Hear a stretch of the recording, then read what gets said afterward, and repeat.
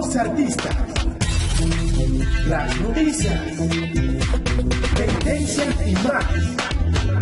Aquí en Urbano Hub. Lo más buscado. Executive producer Azariah Malone Cartagena.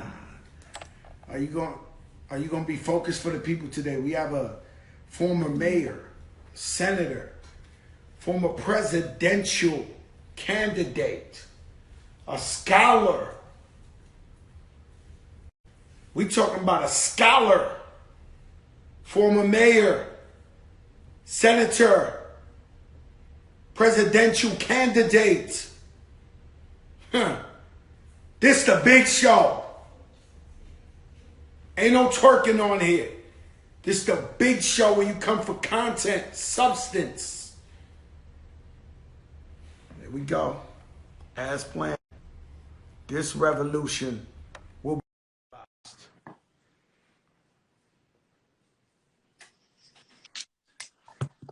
What's up, man? Former mayor, senator, former presidential candidate, straight out of Brick City. I got serious love for you, man. I got serious love.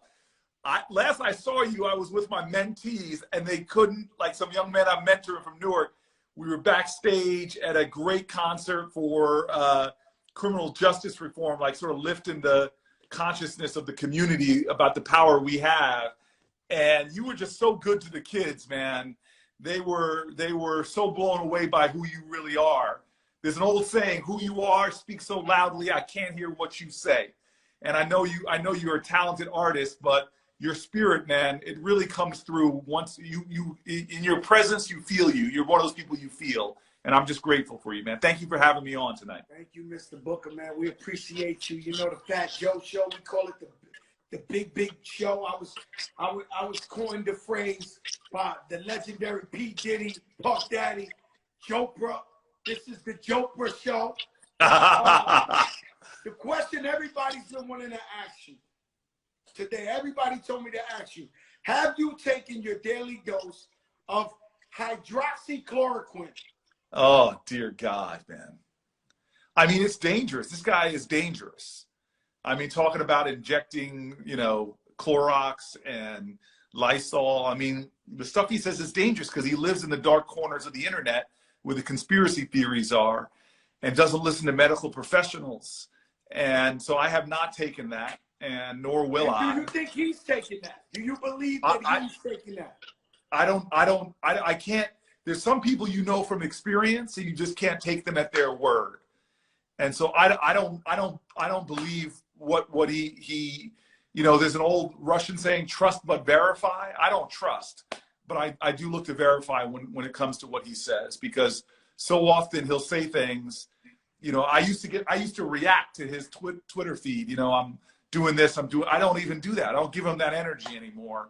I wait till I see facts. And on the things that don't make a difference one way or the other, like whether he's taken that or not, I don't care at this point. I just want to make sure other folks know what the facts are, what we need to be doing to protect ourselves, especially folk from communities like ours. We're vulnerable to this, man, in a way, seeing damn near a third of the deaths be African Americans, man. It's rough. So we got to make sure we're pushing truth out there and counter program what he's doing.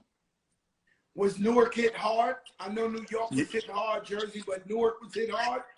Yeah, man. Shout out to Mayor Ras Baraka for what he's doing, stepping up, trying to help folk out. But yeah, it's been hit hard. It's been hit hard.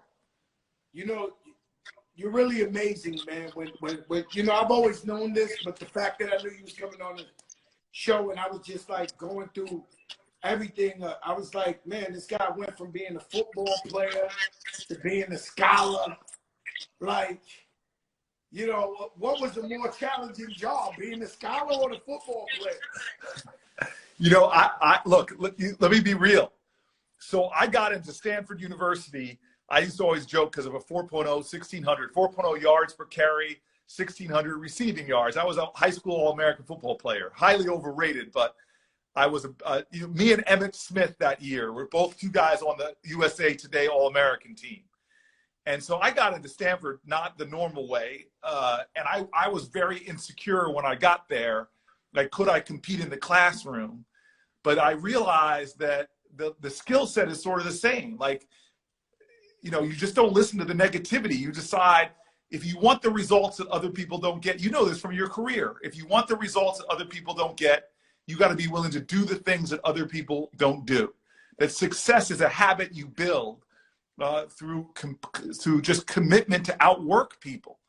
And so I said, you know what, these people are probably more naturally gifted at Stanford than I am. But I decided that I was just going to do everything I could to outwork people, to do unusual things. So I just knew that I had to spend more hours studying than others. So people would go out on Saturday nights, Friday night. I would go to the library and get time in, and I knew that I'd find out who was grading papers. You know, you always knew who had the power of the grade. And you know, if a paper was done on the 7th of the month, I'd get it done by the 1st and bring it to them, and the person that's going to grade it and say, hey, this is a rough draft. Would you look it over for me? But really, I poured my heart into it. And they would like edit it and tell me how to make that B paper or B- paper into an A paper. So I just found out all the things you had to do to get that little edge and outwork folks. And so I graduated as an A student. But I'm telling you right now, I wasn't natural. I'm a slow reader, wasn't naturally gifted. But that's the same thing I learned on the football field. When I watched the best athletes, they were not naturally. They may have had some natural gifts, but they outworked people. They spent more time in the gym. They were studying films more. You know, so it's not that different when it comes to where you want to be successful. The problem is a lot of us, we don't get obsessed. Being successful is an obsession. You gotta be willing to give up sleep for it, give up meals for it. You got to be willing to do it. But we now have all of these things that are in life that are just trying to just distract us from what God has called us to do. You know, I've been blessed, like you have, man, to have a chance to meet successful people from all different backgrounds. And what I've noticed about all of them is, you know, from Tyler Perry, who was obsessed, man, he was willing to sacrifice everything. He was homeless because he tried and failed and didn't give up, but kept trying.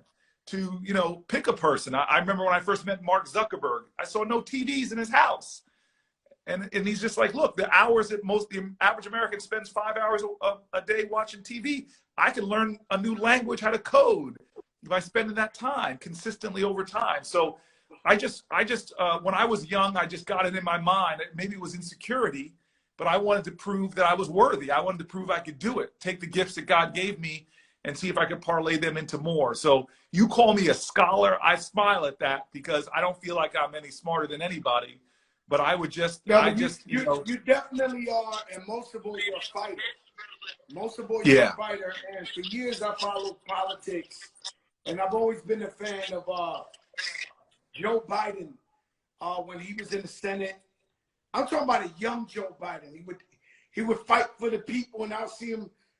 I feel like you took that slot right there, like fighting for the people. You know, you of course with Hakeem Jeffries. Yeah. You know, that brother's bad too. He is, man. That guy's is it really? If you don't know Hakeem Jeffries, follow him, check him out. He's a rising star. I mean, he's already a star in terms of his impact, but I'm so blown away by him. He's become a good ally, good friend. He's on the House side, I'm on the Senate side, but I'm honored to be able to work with him. He's a brother going places. Years ago, you were like the social media darling. Now we got AOC, the explosion of the AOC. Yes. Tell me about this young lady. What do you think about her?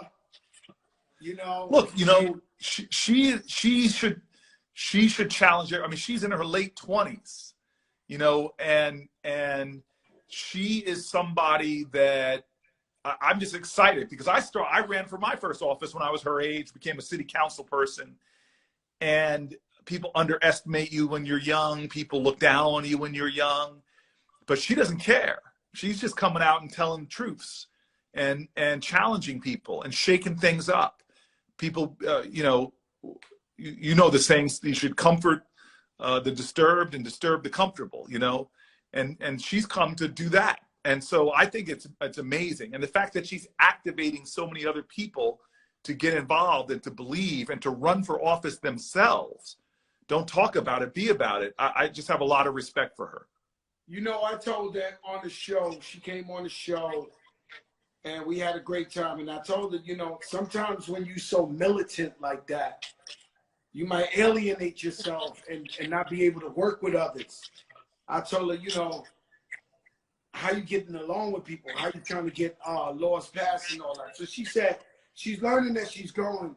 She said she just one and overnight she was on magazine covers and cameras in her face and she had to learn as she's going along, but she's starting to figure it out. You know, look, I love this author named Brene Brown, and she says you can't be brave if you're not willing to be vulnerable. And a lot of people don't want to show their vulnerabilities, but it's actually an act of strength. And I think the one thing about her is she's willing to say, I don't know. I'm still a work in progress. I'm just trying to figure this all out. And that kind of honesty and transparency, people connect to that. And I love that. I love leaders that don't say, hey, look at me, I'm a leader, follow me, but more try to show you that we're the same. Like, you know, I'm no different, no better. I'm trying to get you to lead as well. The great leaders are the ones that ignite the leadership of others, not the ones that get people to follow you. And so I just think she's got some incredible gifts that as she continues in this process, I think there's no limit to what she can do in terms of making a difference for other people. Let me tell you, that's a beautiful compliment from you because you're the real deal. It's something about you that it's always, I don't want to call it a gimmick. I don't want to call it, you know, that's not the words I'm saying, but it's something about you that's incredible. And the simple things in life are more powerful than, you know, sometimes people are rich, wealthy, rich, and then some people are just rich because of who they are. And, you know, it's a known fact, you still live in the hood, you still live in Newark, and you tell me why, but I feel like I'm similar, and I'll tell you why. I don't live in the hood, but I always want to know the pulse of what's really going on. And maybe you could tell me why Cory Booker, the scholar, the senator, still lives smack dead in the middle of the hood. Well, a lot of, from one, I love my community. I love my community. And they took a chance on me when they didn't have to, you know. I was this, you know, guy coming out of Yale Law School and moved in to try to make a difference. And they saw things in me I didn't see in myself. A bunch of the elders from that neighborhood said that you're going to get into politics. It wasn't my idea. And I wouldn't have won if it wasn't for them vouching for me. I can tell you the names. Many of them have passed now. Miss Virginia Jones, Frank Hutchins. They walked me through build the projects and would say to knock on people's doors. They would see me. They wouldn't open the door, but they'd see Miss Jones. They'd see Miss Sewell. They would open the door and they'd be like, this guy, you're going to vote for this guy. You could trust him. He won't leave us.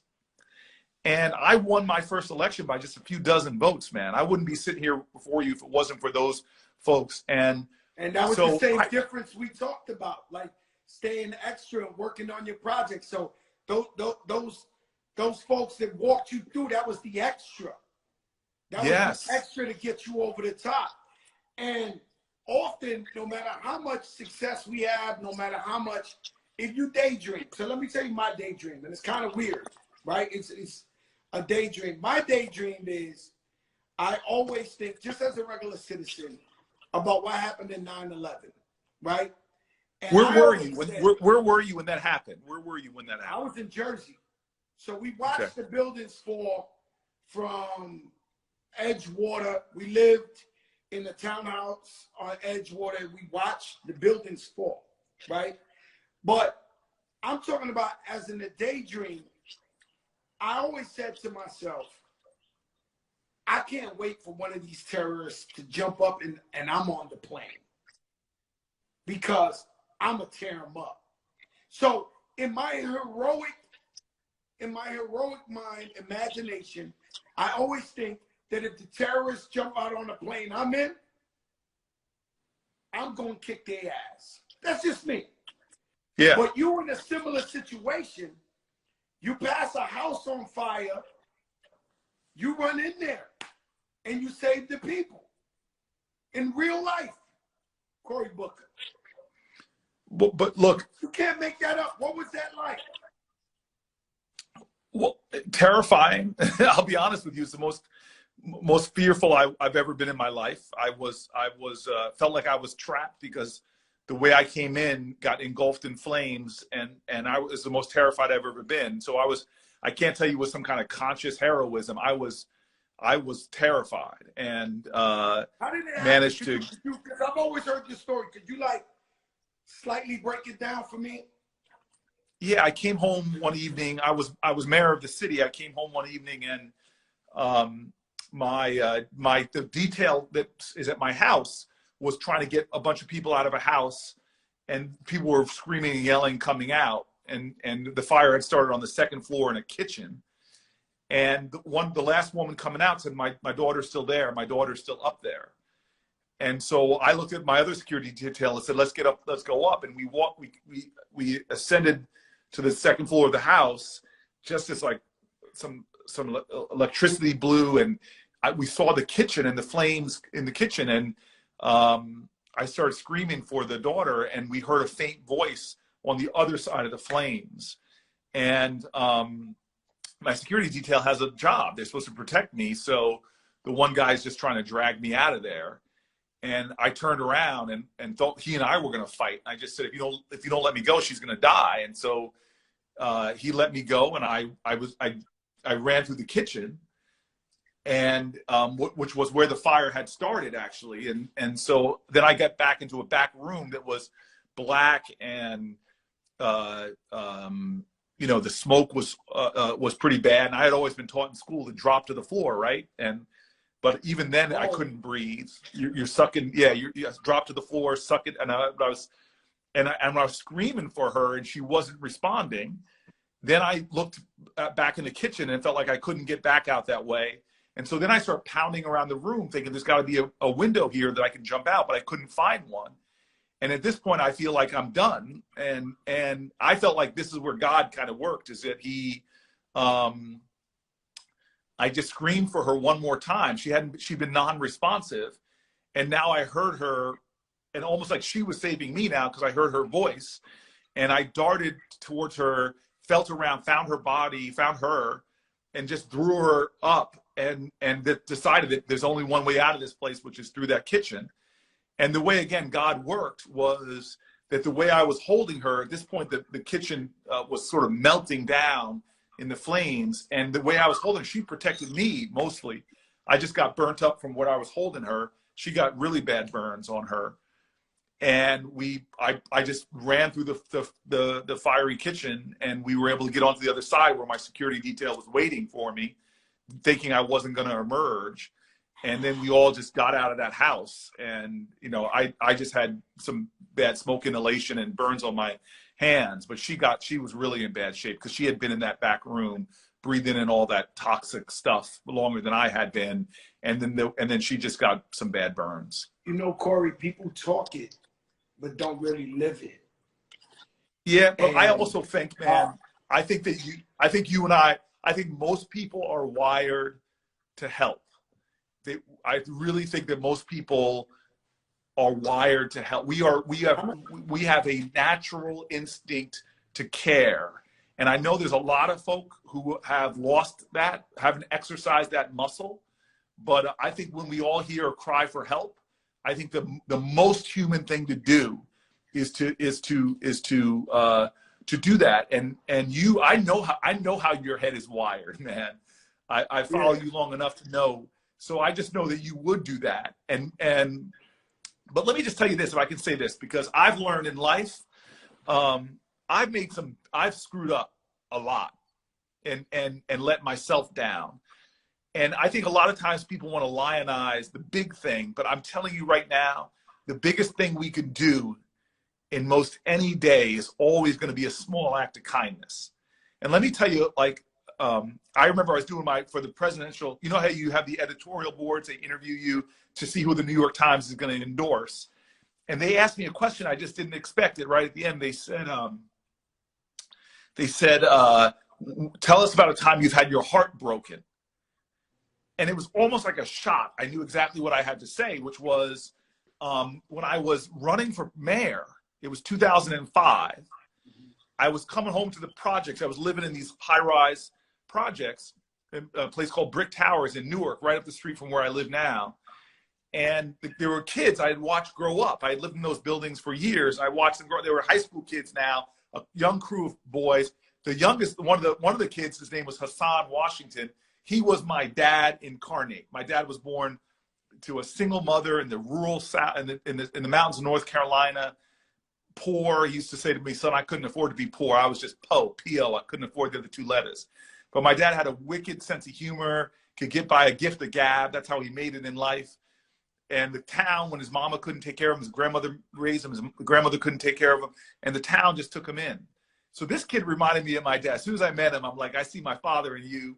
He was being raised by his grandmother just like my dad was. He led this crew. But one night I come home, and the lobby smelled like something I hadn't smelled this thick since Stanford, marijuana. But you know this, college kids have a much different than a kid in the inner city. There were more marijuana arrests in 2017 than there were violent crime arrests. Overwhelmingly low-income people, overwhelmingly people of color. See, I look at that as a gimmick. I look at it, police targeting brown and black people for the simplest things, hanging out in front of the building. They give them now they got a criminal record, and now they can't compete for jobs and can't be school teachers, can't be... Los artistas, las noticias, tendencias y más. Aquí en Urbano Hub. Lo más buscado.